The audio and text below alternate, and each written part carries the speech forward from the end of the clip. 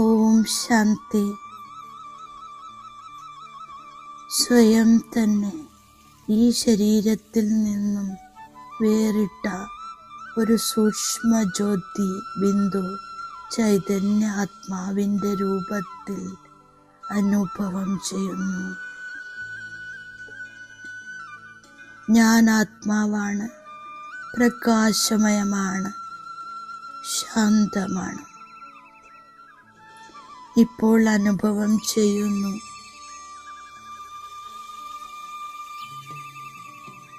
മനസ്സ് ഈ സാകാര ലോകത്തിൽ നിന്നും മുകളിലേക്ക് പോകുകയാണ്.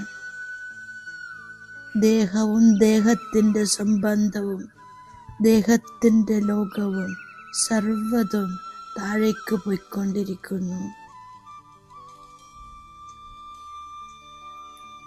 ഞാൻ ആത്മാ എൻ്റെ അനാദി വീട്ടിലേക്ക് പരമധാമത്തിലെത്തിയിരിക്കുന്നു.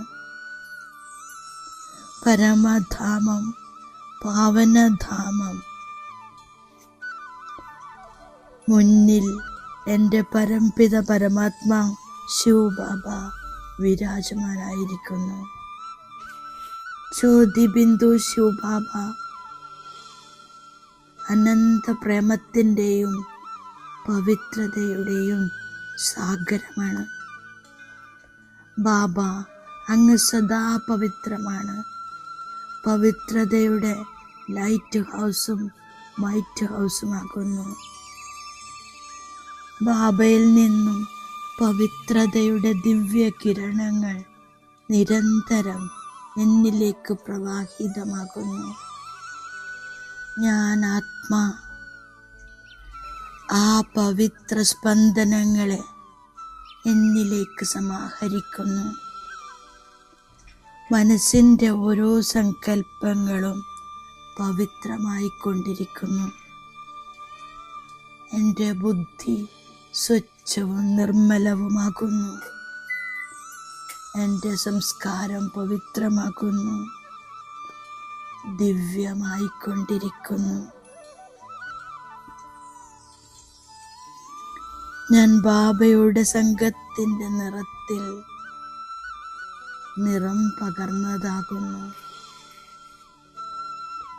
ഞാൻ ആത്മാ സമ്പൂർണ്ണ പവിത്രതയുടെ സ്ഥിതിയിൽ സ്ഥിതമാക്കുന്നു. ഞാൻ അനുഭവം ചെയ്യുന്നു. പവിത്രത എൻ്റെ സ്വധർമ്മമാണ്. പവിത്രത എൻ്റെ സ്വഭാവമാണ്, എൻ്റെ ശക്തിയാണ്. ഞാൻ പവിത്ര യോഗിയാണ്.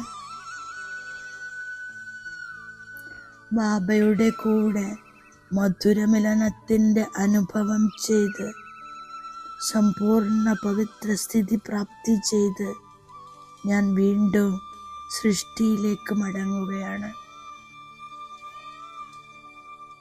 സാകാര ശരീരത്തിൽ വിരാജമാനാകുന്നു. ഇപ്പോൾ സാകാരത്തിലിരുന്നു കൊണ്ട് നിരന്തരം ഈ സ്മൃതിയിലാണ്. ഞാൻ ദേഹമല്ല, ഞാൻ പവിത്ര ആത്മാവാണ്. എൻ്റെ മനസ്സ് നിരന്തരം ശിവബാബയുടെ ഓർമ്മയിൽ മഗ്നമാണ്. ഞാൻ പവിത്ര യോഗിയാണ്. ഓരോ സങ്കല്പവും ഓരോ ശ്വാസത്തിലും ബാബയുടെ സ്മൃതി, ഓരോ കർമ്മവും ബാബയുടെ ശ്രീമതത്തിൽ. എൻ്റെ ഓരോ കർമ്മവും പവിത്ര കർമ്മമാണ്.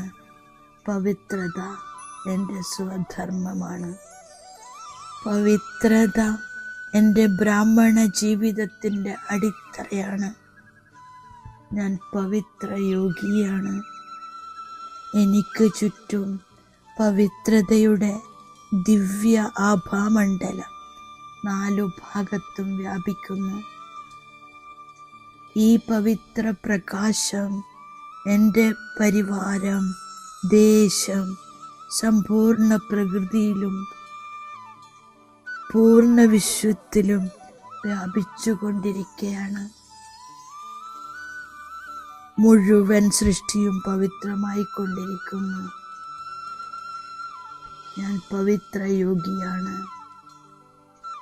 എൻ്റെ യോഗബലത്തിലൂടെ, പവിത്രതയുടെ ബലത്തിൽ ഈ സൃഷ്ടിയിൽ പുതിയ പവിത്ര ലോകത്തിൻ്റെ സ്ഥാപന നടക്കുന്നു.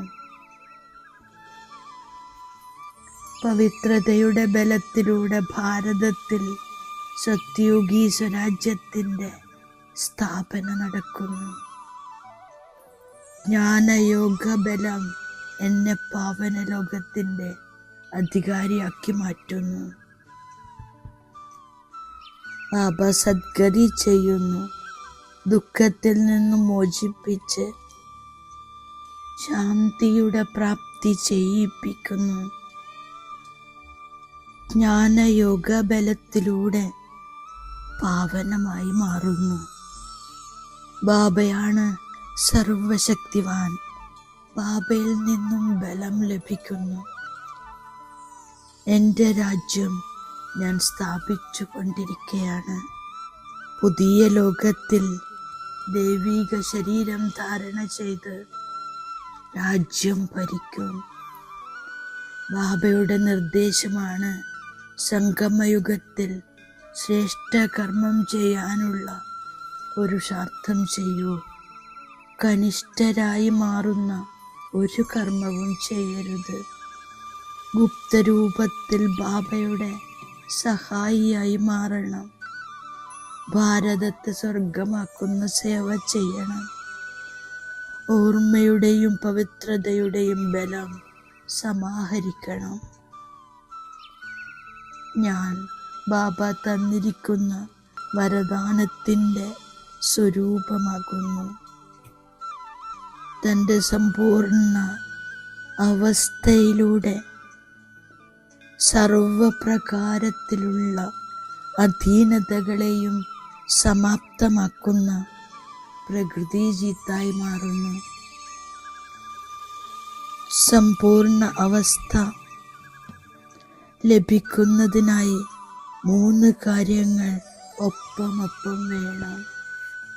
ഒന്ന് ആത്മീയത, രണ്ടാമത്തേത് ആത്മീയ ലഹരി, മൂന്നാമത്തേത് ദയാഹൃദയം. ഈ 3 പ്രത്യക്ഷ രൂപത്തിൽ സ്ഥിതിയിലും മുഖത്തും കർമ്മങ്ങളിലും കാണപ്പെടുമ്പോൾ അധികാരി അഥവാ പ്രകൃതി ജീത്ത് എന്ന് വിളിക്കുന്നു. ശ്രീമതത്തിൻ്റെ കടിഞ്ഞാൺ ദൃഢമാണെങ്കിൽ മനസ്സാകുന്ന കുതിരയ്ക്ക് ഓടാൻ കഴിയില്ല. ഓം ശാന്തി.